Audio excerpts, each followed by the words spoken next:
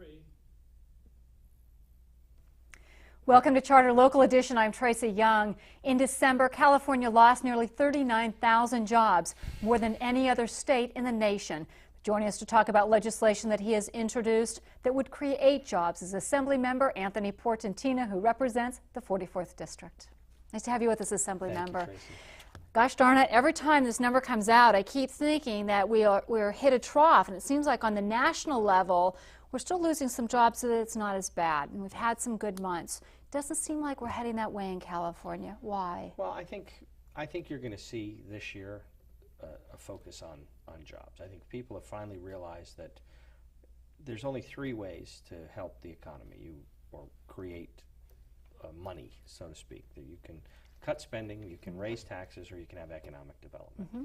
We are in dire need of economic development. We are in dire need of creating innovation and reintroducing ourselves as a world leader in innovation. We've got a wonderful infrastructure out there with biotech and with Silicon Valley and the Golden State's aura around the world. But we don't have a coordinated strategy. We've sort of lost our way and have been resting on our laurels. At the same time, as a chair of higher ed, I am also concerned about impacting the higher education pipeline, because that's where tomorrow's innovators come, is from our wonderful world-class UC system.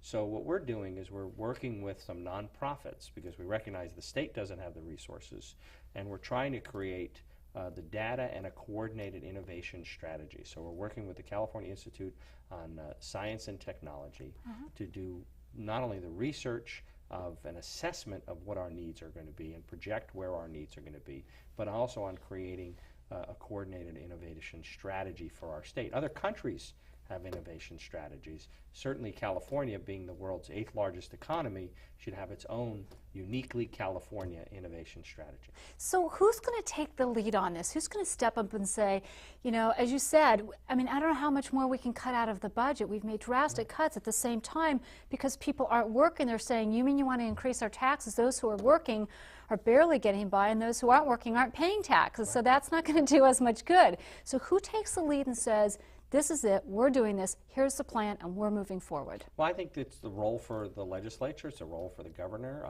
My first year, 3 years ago, I introduced a bill to ask the state to do a workforce needs assessment, so we could work backwards and tailor curriculum to meet our workforce demands. Because, we're 1.5 million bachelor's degrees short of what we need to produce to meet the demands of this economy. So I think that's why we're putting the legislation forward, to saying, California, if you don't have the resources to create the innovation strategy, at least let's have a path of least resistance to let a nonprofit step in to have this coordinated strategy, so we can align curriculum, we can see where our growth in industry. And at least when we spend money, we're spending it prudently, so there's a return for it. Absolutely.